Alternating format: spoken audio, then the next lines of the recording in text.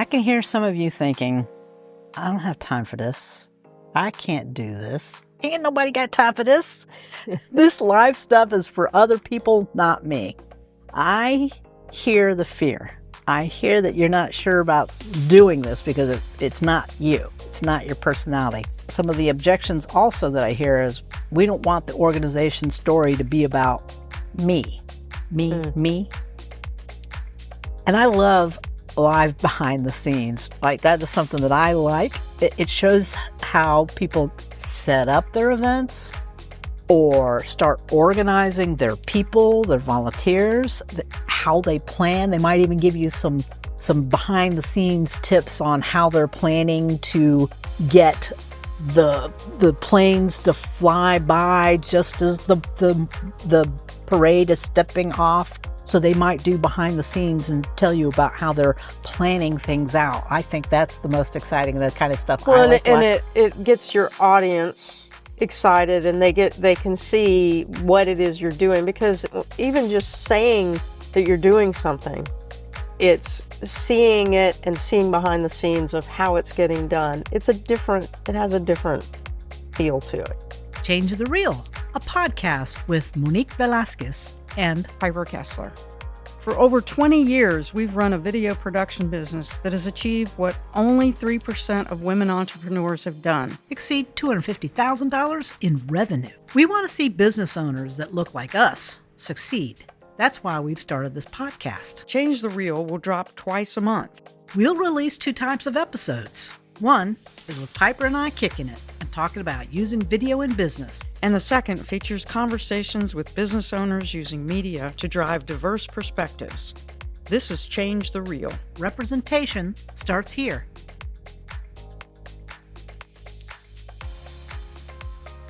Hi, y'all. Hey, y'all. I'm Monique. And I'm Piper. I love giving folks a way to learn a few new things about recording or going live. So we're going to share tips and tricks today that we have discovered and used since starting our business in 2003. We are in episode 8 right now, which is solo. I've been calling it a solo, me and Piper. Solo, I like that. Solo episode, just me and Piper, kicking it and talking about using production equipment to go live or live to recording. So what are we going to talk about today? Today, we're going to not just be silly. We have some numbers for you. So let's start with some compelling stats about using live streaming video for businesses. In 2024, Wistia was telling us this particular stat, and I find it most engaging stat yet. Brands get the most video views in Q1 and Q4. If you think about it, brands have videos that engage their folks only in that part of the year. And it's probably when people are most likely to buy products or services. So New Year's sales, Valentine's happen in Q1. That's a lot that folks are looking at videos and trying to find things to buy or places to go vacation, that sort of thing. Sure. And then Black Friday and Christmas is another time, that holiday stretch in Q4, right? There's a lot of video viewing that happens in Q1 and Q4. I find this most interesting because I did not know that stat till I started looking this up. So what are you doing in Q4 and Q1? You're letting your video bring business to you. And in Q2 and Q3, you should be creating, planning, and putting together those videos to get the views in Q4, Q1, right? And WiseOwl 2024, 99% of marketers say videos have helped increase their customers' understanding of their product.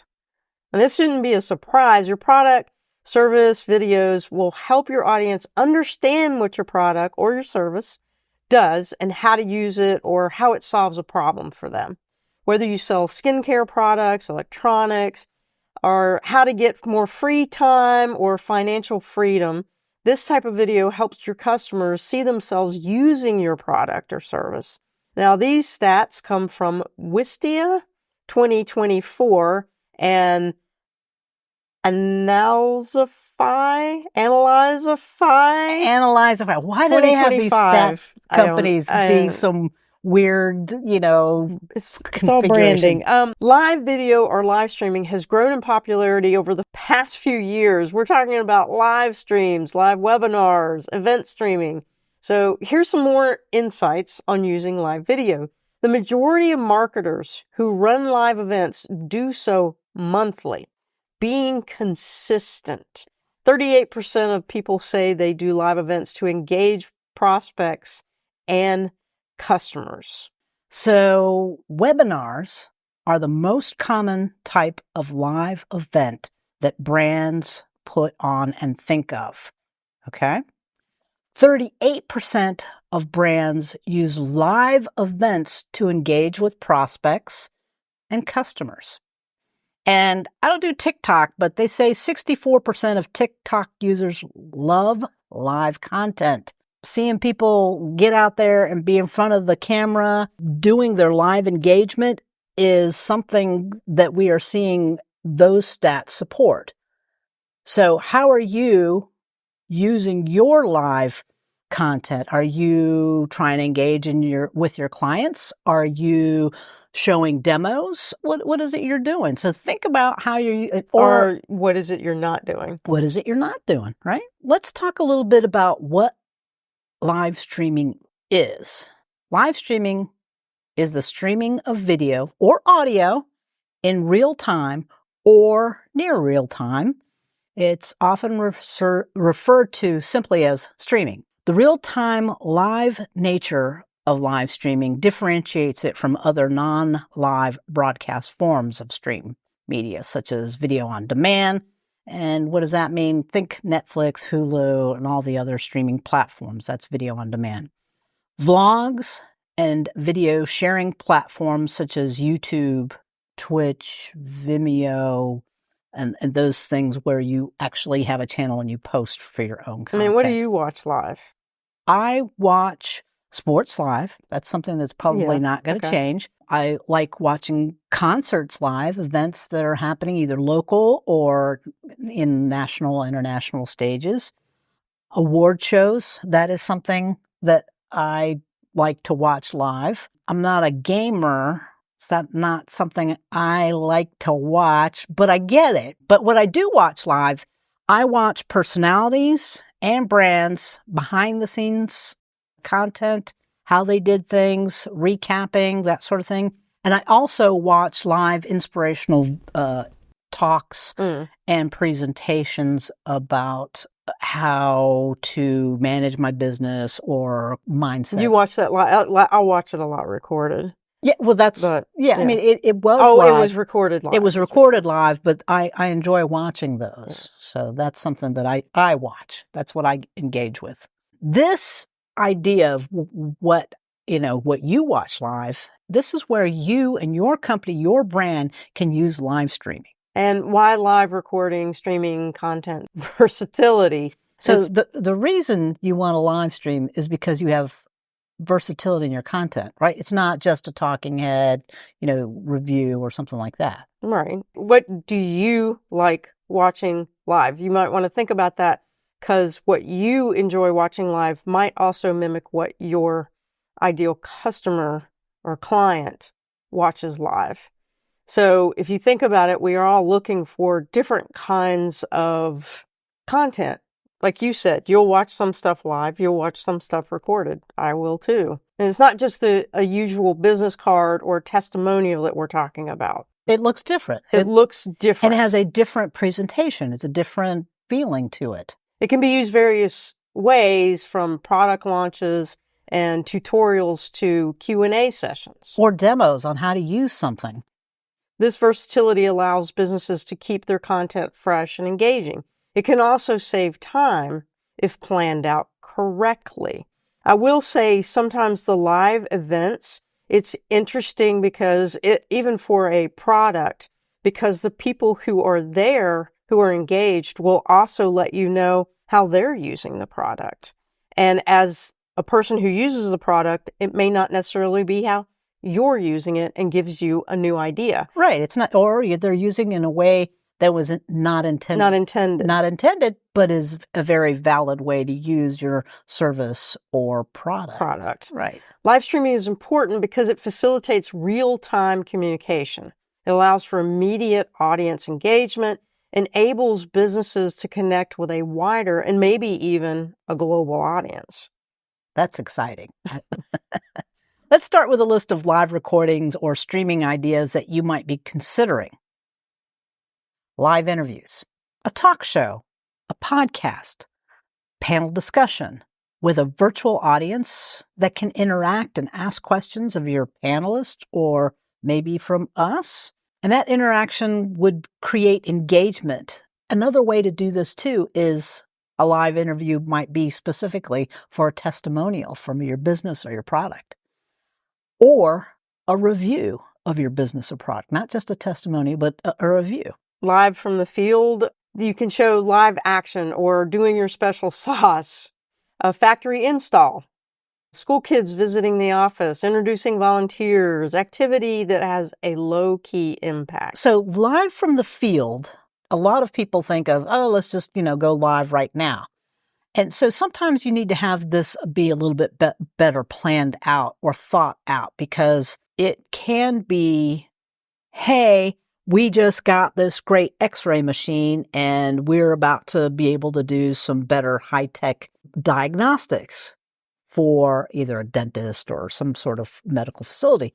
And so something like that, where you're from the factory floor or from the field, might be something like that. Another thought is literally in the field. So I deal with a lot of nonprofits. And so if you have a constituents like Student Actions for Farm Workers, where you're literally in the fields with folks that are picking crops or harvesting crops, then you might literally go to the field, and instead of having an interview, it's actually from the field and talking about how this or that is happening, or engaging with your constituents about what your specialty is, what you want for folks to look to. So live from the field can literally be from the factory floor, from the office, from the field, from the parking lot. And if you actually engage with your clientele on their sites, potentially it's in somebody else's business or home. So that is live from the field. And I love live behind the scenes. Like, that is something that I like. It shows how people set up their events or start organizing their people, their volunteers, how they plan. They might even give you some behind the scenes tips on how they're planning to get the planes to fly by just as the parade is stepping off. So they might do behind the scenes and tell you about how they're planning things out. I think that's the most exciting, the kind of stuff I like. And it gets your audience excited, and they can see what it is you're doing, because even just saying that you're doing something, it's seeing it and seeing behind the scenes of how it's getting done. It has a different feel to it. This is one of the ones that I really like watching. So this one is one that I think is the most interesting. And it's one of those things too. It's like, hey, we just got a delivery. It's sort of like, what do they call it? The unpacking, the unboxing. Yeah. So it can also sort of be an unboxing. So that is kind of and the reason that works sometimes is like, people want to know. So if they can see you doing it, it's like, well, what does it look like? How is it? And the same for behind the scenes. It's like, it gives your client comfort. Right. You're pulling back this curtain and showing and being transparent for what it is that you do, how you interact, and how you get things planned or done. And expectations. So. Another thing that you might be considering is a live event, recording an in-person event and posting it, such as you have brought in a auctioneer and you might have an auction happening. So you might have that event happening and you want to have a little live happening of the exciting, give me, bid here, bid there sort of activity. So that is one thing you could do, a live event like that. What other kind of live events come to your mind? Hit them in the chat. But Piper, what do you think about a Oh, live Lord, event? put me on the spot. Live events. Gala award shows. Award shows. We've done a lot of those. Right. Or ticketed events. So let's say that you have a workshop or a book launch. A book launch, and you are doing this event and you have a room full of people and you want to videotape that. You not just videotape it, but you could actually send it live or record it and present it as if it were live. Live Q&A or Ask Me Anything or the AMA. I've seen this happen. This is great for engagement for businesses that have services. So I like the Q&A idea. So let's say that you're a financial advisor or an attorney with specialty like family law, divorce, or estate planning, and you want to do a live Q&A so that you can plan. It's like an event, but it's virtual, and so you have this interaction with people. So that is something that you can do as a live Q&A. Piper, can you think of any other live Q&As that might be something that you engaged with? Well, we did the nonprofit, and we offered up that people could ask questions. Governmental things. Right, live meetings. So you have a board meeting of some sort that you want to have live, and it is a chance for your constituents to give feedback or ask questions. So that is something else that can be done live in a virtual setting. It doesn't have to be recorded. It could actually be live, which I think in the era of Zoom, that is something that people don't consider as part of what they do. They just consider it a meeting these days. It is and can be a more formal video presentation and a more formal Q&A back and forth if designed properly. You could be doing a live video series. We did the nonprofit conversation on LinkedIn. The video series could be that, or let's say that you have a 3-part series on how to do estate planning, or maybe you are doing a series about wellness for employees by having presentations at the desk. So we did a live event that it was an amazing event that had sound bath. Oh, right. Yep. For folks at their desk, which I thought was really interesting to do. They had the experience in one place and they streamed it live to folks at their desk as employees. And it was a series, right? It was several sessions of the sound bath during the day. And so you could sign up to be part of that experience at different sessions. So that was what I considered a video series. Something that's been happening a lot because of folks wanting to make comments on things that are happening in the world is a thing called live newsjacking and commentary. And this is commenting on current events that you're passionate about, commenting on news, trends, different topics in the moment that people are talking about right then. Right. So, think about this. This can be, a comment on something silly, something cultural, some pop culture, or it can be, just commentary on how it impacts you and your business that this news event occurred. Or an awareness. I mean, like sometimes being an entrepreneur in business, we find out about something and it's news to us. We didn't realize, so we assume that other entrepreneurs don't know about it either. Right. So one of the things that we were, wanting to do was the BOI, which I thought was something we should have done on a live situation and let our colleagues know that this was a mandate by the government to do. And it kept getting moved. Like every day there was new information. And it's not our industry, so right. It wasn't urgent to us, but I really felt like the finance folks, bookkeepers, CPAs, I thought this was a great opportunity for them to do a live event that is about news or newsworthy topic that they could have leaped into and got engagement with their clients. So next we're moving on to live crowdsourcing. Crowdsourcing. When we think crowdsourcing, we think funding, Somebody has a medical need and you're crowdfunding or crowdsourcing the funds to do that. Think about it this way. This is a more private conversation with a special invite of folks, and only they can participate. And you want to get live feedback either on a question or how to solve a problem that you are having. So let's say that we see these posts all the time.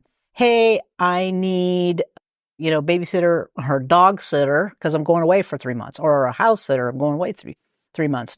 That is a crowdsourcing. Now, to do this with a video, think about it this way. So let's say that you are a business and you have, maybe the roof has sprung a leak. You are now displaced out of your office and you need a space quickly.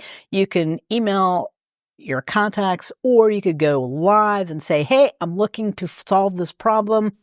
Do you know anybody that can help find us an appropriate space to lease? So that is one thing to think of when you think of live crowdsourcing. Another example would be, I provide financial advice on this brand new legislation. And what does it mean to you? Now, we see newsletters go out. We see lots of posts on LinkedIn and that sort of thing. But let's go to live, because people are really engaged with live. What did we find out about live? We found out that 99% of folks watch a video to figure out if they're going to use a product or service, and it helps them decide. So let's say you're a financial advisor, and let's say you're going to put out that newsletter. Too long, didn't read. A lot of times, too long, didn't read. But the video hooks eyeballs and gets people engaged. So, moving on, we also have recorded content. Some of this stuff is actually live, literally live. They whip up their phone, they hit record, and they are connected to whatever platform they're going to. But if you're smart, you will record that, save it somewhere, and use bits of it or the whole thing on your website. Not only that, you might record a how-to, a demonstration, a course on how to do some special new skill, right? Maybe you're going through a certification, or you teach a certification. That is an education video and a video series that can be recorded live, just like you were standing in front of the room. Or maybe you are standing in front of the room and you're going to enlist your next 30 students with that video. This is also a way to get that content out to your audience, to your clients, to potential users of your service or video. I can hear some of you thinking, I don't have time for this. I can't do this. Ain't nobody got time for this. This live stuff is for other people, not me. I hear the fear. I hear that you're not sure about doing this because it's not you. It's not your personality. Some of the objections also that I hear is, we don't want the organization story to be about me. Me. What you don't understand is that you have a voice and that you are part of the organization and that your voice is important to push that message out. So get over yourself there. Fear that the audience doesn't care about your message. Now, if they're engaged, they see you, they're going to be engaged with your message. So it's a made-up story in your head about whether they're going to be engaged. Another objection. We don't have anything to say, or we're not ready to say it yet. If you're in business, you have something to say. If you're in business, you are ready to say it. You have an offer, you have a service, you solve a problem, you engage your community. That is just fear talking. I'm not good at lives. You're insecure on camera, and that you have a look for radio. Okay, you need to have some courage about what's going on there, because ultimately, if you're in business and you do business face-to-face with people or on the phone, you are out there the same way you would be in front of the camera. So having that fear and having that objection out loud isn't going to serve you in your business or your service. Another objection, it sounds good for maybe in the future, maybe sometime soon, one day we'll do it, maybe next time. we have an event. So you're procrastinating. You have a strategic plan for your messaging. And I'm thinking that you're not procrastinating about other things in your business plans, how you put together an event. Those are the things that you are not procrastinating about. And so by saying we're not going to incorporate this part of the messaging in live doesn't serve you in your business.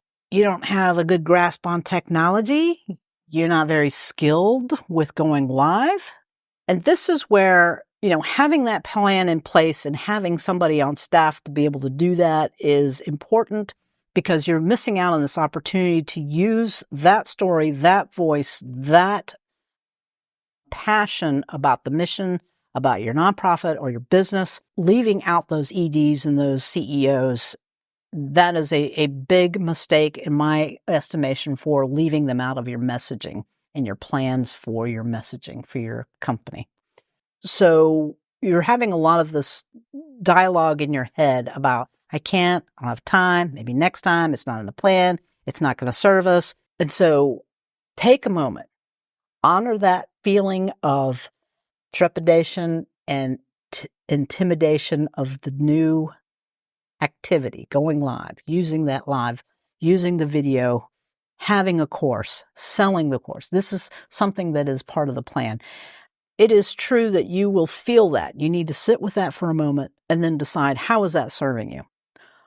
Are you able to fulfill your mission if you don't put out your product or service? If you leave people out of the conversation by not using video? You are reaching a bigger audience 24/7 with a video. It lives on the internet. It will play in front of people. People's eyeballs will be hooked in, and you're not there in front of them. This medium is something that is a fantastic tool for your business. And to leave it out for someday or next time doesn't serve you today. What you have to do is practice courage over confidence, right? So your confidence is low in thinking you can do this new thing and thinking you can have this technology. You have to take the courage to do the steps that you know you can do. And one is, I know my mission. I know who I serve. I know what problems I solve. And by putting that out there and focusing on how you can serve and what you do for others is what's important. So Monique and I have been doing this for a long time, decades, and have the process down. That is until a place like Facebook changes the technology, but we understand it. We've been doing this a long time. It's our business. And as a matter of fact, we provide nearly 80 hours a month of live content for our clients. So we know what happens with live streaming. We understand that platforms change. We know that there are things that you may not feel confident about. So here's a couple of tips beyond like knowing your audience, planning your message, and defining what success looks like. Behind all of that, besides all that, are tips. 1, ask audiences to share your live video. Ask them to share. Please share this video. Please share this podcast. Promote your live videos when possible. Hey, we're going to go live. There's a post. We're going to do this live thing. Hey, we're going to have a podcast. Here, share this. We're going to be live. So promote it. Have a clear call to action, always, beyond sharing and liking the post or the live. Have a clear call to action. Record and save the live video for repurposing later. You will regret it if you don't. You'll do it once and you'll never not hit the record button ever again. That's right. That is a mistake that everybody does. You're going to measure metrics after being consistent for a few weeks, say, or 10 days. So you've done live, you've done a lot of different videos. Figure out what your metrics are. Interactive live stream is best for engagement. Two-way communication is what we're talking about. So ask questions. Yeah. Make your audience respond to your questions in the chat, such as, hey, put a thumbs up if you like this. Or if you agree with something I've said, put a fire emoji in the chat. The other thing is get people to remember your live content by asking them to do things in the comments, right? So right now, the big one is, who remembers what quarter in business gets the most video views? Put it in the chat. Planning your content is knowing and being comfortable, stating your mission and the evergreen message for your audience. Enlist tech assistants. Now, you're not seeing this, but there are people in this room that are helping us do this tech. Nobody who looks good on the YouTube or anywhere else on the internet does it by themselves. They usually have a team and they don't talk about their team. Enlist your tech help. This all day long. You need help, even if it's just to monitor the chat. Get another pair of hands to help. So we probably need to wrap this up. I know we've given you a lot of information today, and I hope it's not too overwhelming for you. You're right. But I just want you to know I'm a little bit sad because I could talk about this all day. Yes, you could. I'm betting if you stayed this long in this podcast that you're looking to represent your community using video in some way. Piper and I are here to encourage you to step up in front of the camera and be seen as an expert in your field. Representation starts with you. You got this. You can do this. But if you're feeling some doubt because you're not sure you're ready, you're not sure your plan or idea works, not sure you know what comes next, or you're not sure you can afford an external team, let's talk. Book a call with us to review your content plan. I want you to be successful. I want you to know that this is just one tool to get to the next level. Velasquez Media is here to help you to accomplish your mission. We help businesses and nonprofits get it done. Now, how do you ask that we help nonprofits and businesses get it done? Well, we are currently moving into a new studio, and we're going to be opening the space, and we'd love to record you. It can be your next video, a live stream, podcast, and we're going to announce a special offer, and it's going to be open for the first 10 people that take it. Please be on the lookout for the offer or reach out to us if you're interested. Again, it's only going to be for the next 10 folks. If you have questions about today's episode, link in with us or hit our website at velasquezmedia.com. Book a call. We'll see you next time. See you next time. Thank you so much for listening to this episode of Change the Reel. If you like the episode, subscribe. Share it or leave a comment. And remember, Representation starts here. Hasta pronto. see you soon.